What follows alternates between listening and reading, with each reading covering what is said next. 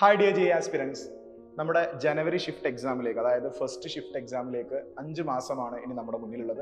നിങ്ങളുടെ പ്രിപ്പറേഷനൊക്കെ അടിപൊളിയായിട്ട് മുന്നോട്ട് പോകുന്നുണ്ടാവും, നന്നായിട്ട് പഠിക്കുന്നുണ്ടാവും, നന്നായിട്ട് ക്വസ്റ്റ്യൻ പ്രാക്ടീസ് ചെയ്യുന്നുണ്ടാവും. അപ്പോൾ നിങ്ങളുടെ പ്രിപ്പറേഷൻ ഒന്നും കൂടെ ഒന്ന് ബൂസ്റ്റ് ചെയ്യാൻ വേണ്ടി, ഒന്നും കൂടെ എഫക്റ്റീവ് ആക്കാൻ വേണ്ടിയിട്ടുള്ള ചില ടിപ്സ് പറഞ്ഞുതരാൻ വേണ്ടിയിട്ടാണ് ഇന്ന് ഞാൻ വന്നിട്ടുള്ളത്.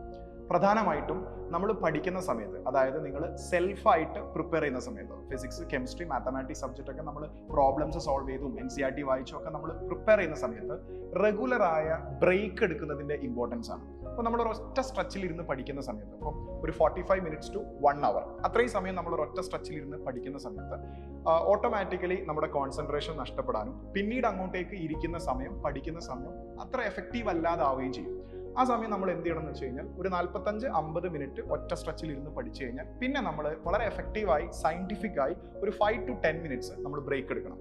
അങ്ങനെ ആ ബ്രേക്ക് എടുത്ത് ആ ബ്രേക്കിന് ശേഷം വീണ്ടും നമ്മൾ ടോപ്പിക്സ് റിവൈസ് ചെയ്യാനും പഠിക്കാനൊക്കെ വരുന്ന സമയത്ത് നമുക്ക് നല്ല ഫ്രഷ് മൈൻഡോട് കൂടി, നേരത്തെ അതേ ഊർജ്ജത്തോടു കൂടി നമുക്ക് പഠിക്കാനും വളരെ എഫക്റ്റീവായിട്ട് ആ ടൈം യൂസ് ചെയ്യാനും സാധിക്കുന്നതാണ്. അപ്പൊ ഇങ്ങനെ ബ്രേക്ക് എടുക്കുന്ന സമയത്ത് നമ്മൾ ഈ ബ്രേക്ക് എടുക്കുന്ന പീരീഡ് ഓഫ് ടൈമിൽ എന്ത് ആക്ടിവിറ്റീസ് ആണ് നമ്മൾ ചെയ്യേണ്ടത്? ചുമ്മാ ബ്രേക്ക് എടുത്തിട്ട് ചുമ്മാ ഇരുന്നാൽ മതിയോ? അല്ല, ആ സമയത്ത് നമ്മൾ എന്തെങ്കിലും ആക്ടിവിറ്റി ചെയ്യേണ്ടതുണ്ടോ? അതിന്റെ ഇമ്പോർട്ടൻസിനെ കുറിച്ചാണ് നമ്മൾ പറയാൻ പോകുന്നത്. അപ്പൊ നിങ്ങൾ ബ്രേക്ക് എടുക്കുന്ന സമയത്ത് ഇപ്പൊ നിങ്ങൾ എത്ര സമയമാണോ ഇരിക്കുന്നത്, ഫോർ എക്സാമ്പിൾ നിങ്ങൾ ഒരു 3 hours പഠിക്കാൻ വേണ്ടി പ്ലാൻ ചെയ്യുന്നെന്ന് വിചാരിക്കാം. അപ്പൊ ആ 3 hoursലേക്ക് വേണ്ട ടോപ്പിക്സും ക്വസ്റ്റ്യൻസും ഒക്കെ നിങ്ങൾ ഓൾറെഡി പ്ലാൻ ചെയ്ത് വെച്ചിട്ടുണ്ട്. അങ്ങനെ നിങ്ങൾ ഒരു 3 hours പഠിക്കാനാണ് ഇരിക്കുന്നതെങ്കിൽ ഒരു 45 to 50 minutes അത്ര സമയം ഒറ്റ സ്ട്രെച്ചിൽ ഇരിക്കാൻ പാടുള്ളൂ. കാരണം അത് കഴിയുമ്പോഴേക്കും നമ്മുടെ കോൺസെൻട്രേഷൻ നഷ്ടപ്പെടാൻ തുടങ്ങും, നിങ്ങൾ പോലും അറിയാതെ നിങ്ങൾ ലേസി ആവാൻ തുടങ്ങും. അപ്പോൾ ഒരു 45 to 50 minutes മാക്സിമം ഒരു 1 hour വരെ നമുക്ക് എക്സ്റ്റെൻഡ് ചെയ്യാം. അത്രയും സമയം നിങ്ങൾ ഒറ്റ സ്ട്രെച്ചിൽ ഇരുന്ന് കഴിഞ്ഞാൽ പിന്നെ നിങ്ങൾ ബ്രേക്ക് എടുക്കണം. ഒരു 5 to 15 minutes വരെ നിങ്ങൾക്ക് ബ്രേക്ക് എടുക്കാം. എന്നിട്ട് അടുത്ത ഷിഫ്റ്റ്, അടുത്ത ടൈം, അതായത് നിങ്ങൾ എന്ത് ടോപ്പിക്സ് ആണോ റിവൈസ് ചെയ്തുകൊണ്ടിരിക്കുന്നത്, പഠിച്ചുകൊണ്ടിരിക്കുന്നത്, അത് പിന്നെ നിങ്ങൾക്ക് കണ്ടിന്യൂ ചെയ്യാം. അപ്പോൾ ഈ ബ്രേക്ക് എടുക്കുന്ന സമയത്ത് നമ്മൾ എന്തൊക്കെ കാര്യങ്ങൾ നമുക്ക് ചെയ്യാം, അതാണ് നമ്മൾ പറയാൻ പോകുന്നത്. ഈ ബ്രേക്ക് എടുക്കുന്ന സമയത്ത് എന്തെല്ലാം കാര്യങ്ങൾ ചെയ്യാമെന്നുള്ളത് തികച്ചും നിങ്ങളുടെ പേഴ്സണാലിറ്റിയെ ഡിപ്പെൻഡ് ചെയ്തിരിക്കും. അപ്പൊ ഞാൻ ഈ പറയുന്ന എല്ലാം ഒരു പക്ഷേ നിങ്ങൾക്ക് മാച്ച് ആവണമെന്നില്ല, പക്ഷെ നിങ്ങൾക്ക് മാച്ച് ആവുന്ന ഏതെങ്കിലും പോയിന്റ്സുകൾ ഞാൻ ഈ പറയുന്നതിൽ ഉണ്ടാവും. അപ്പൊ നിങ്ങൾക്ക് മാച്ച് ആവുന്ന ഈ ബ്രേക്ക് എടുക്കുന്ന പീരീഡിൽ എന്ത് ആക്ടിവിറ്റി ആണോ ചെയ്യേണ്ടത് അത് നിങ്ങൾ മനസ്സിലാക്കുക, ആ ഒരു പാറ്റേൺ നിങ്ങൾ ഫോളോ ചെയ്യാം. അപ്പൊ ഫസ്റ്റ് നിങ്ങൾക്ക് ഈ ബ്രേക്ക് എടുക്കുന്ന സമയത്ത് വളരെ ലൈറ്റ് ആയിട്ടുള്ള മ്യൂസിക് ലിസൺ ചെയ്യാവുന്നതാണ്. അപ്പോൾ നമ്മൾ വളരെ ലൈറ്റ് ആയിട്ടുള്ള, മറ്റാൾക്കും ശല്യമില്ലാത്ത രീതിയിൽ ഹെഡ്സെറ്റ് ഒക്കെ യൂസ് ചെയ്യുന്നുണ്ട്. വളരെ ലൈറ്റ് ആയിട്ടുള്ള മ്യൂസിക്, ഒരു 5 minute മ്യൂസിക് ഒക്കെ കേട്ട് മൈൻഡ് ഒന്ന് റിലാക്സ്ഡ് ആയി നമ്മൾ അത്രയും സമയം പഠിച്ച കാര്യങ്ങളിൽ നിന്നും മാറി നിന്ന് മറ്റൊരു കാര്യം നമ്മൾ എൻജോയ് ചെയ്ത് പിന്നെ വീണ്ടും നമ്മൾ ആ പഠനത്തിലേക്ക് വരുന്ന സമയത്ത് നമുക്ക് മൈൻഡ് റീകോൾ ചെയ്യാനുള്ള എബിലിറ്റി നമുക്ക് എത്രത്തോളം ഉണ്ട് എന്നുള്ളത് നമുക്ക് പ്രാക്ടീസ് ചെയ്യാൻ പറ്റും. അപ്പോൾ ഒരു ലൈറ്റ് മ്യൂസിക് ലിസൺ ചെയ്യാം, പിന്നെ ഒരു 5 minute മ്യൂസിക് ലിസൺ ചെയ്യാം, പിന്നെ ഒരു 5 minute നമ്മൾ ഫ്രീ ആയിട്ടിരുന്ന് നേരത്തെ പഠിച്ച കാര്യങ്ങൾ വെറുതെ ഒന്ന് ഓർത്തു നോക്കാൻ ശ്രമിച്ച് പിന്നെ വീണ്ടും നമുക്ക് പഠനത്തിലേക്ക് പോകാവുന്നതാണ്. അപ്പോൾ ഒരു ആക്ടിവിറ്റി എന്ന് പറയുന്നത് വളരെ സ്യൂട്ടബിൾ ആയ ലൈറ്റായ മ്യൂസിക് കേൾക്കുക എന്നുള്ളതാണ്. രണ്ടാമത്തത് വളരെ ഹെൽത്തി ആയ സ്നാക്സുകൾ എന്തെങ്കിലും കഴിക്കുക എന്നുള്ളതാണ്. അപ്പോൾ നിങ്ങൾ പഠിക്കാനിരിക്കുന്ന സമയത്ത് എന്തെങ്കിലും ഹെൽത്തി ആയ സ്നാക്സ് നിങ്ങൾ കയ്യിൽ കരുതുക. എന്നിട്ട് ഈ ബ്രേക്ക് എടുക്കുന്ന സമയത്ത് ഈ സ്നാക്സ് വളരെ പതുക്കെ ചവച്ചരച്ച് വെള്ളമൊക്കെ കുടിച്ച് റിലാക്സ്ഡ് ആയിട്ട് ആ ഒരു ടൈം യൂട്ടിലൈസ് ചെയ്യാം.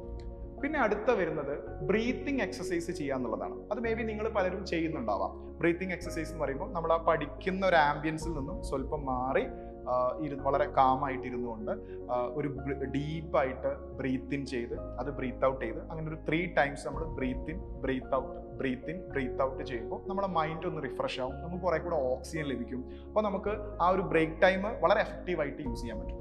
പിന്നെ ചെയ്യാവുന്ന ഒരു കാര്യം എന്താണെന്ന് വെച്ച് കഴിഞ്ഞാൽ നിങ്ങൾ പഠിക്കുന്ന റൂമിൽ നിന്നും പുറത്തേക്ക് ഇറങ്ങിയിട്ട് കുറെ കൂടെ ഓപ്പൺ ആയ ഒരു സ്പേസിൽ ഒരു 2 സ്റ്റെപ്പ് ഒക്കെ വാക്ക് ചെയ്യാം. കുറച്ച് മുന്നോട്ടേക്ക് നടക്കുക, പുറകോട്ടേക്ക് നടക്കുക, ആ ചുറ്റുള്ള കാര്യങ്ങളൊക്കെ ഒന്ന് ഒബ്സർവ് ചെയ്യാം. അതായത് നിങ്ങൾ പഠിച്ച കാര്യങ്ങളെ കുറിച്ച് ഓർക്കാതെ വേറെ എന്തെങ്കിലും ആലോചിച്ച് വേറെ എന്തെങ്കിലും ഒന്ന് എൻഗേജ് ചെയ്തുകൊണ്ട് വളരെ ഫ്രീ ആയിട്ടൊന്ന് ഒരു ചെറിയൊരു വാക്ക് നടത്തുക എന്നുള്ളതാണ്.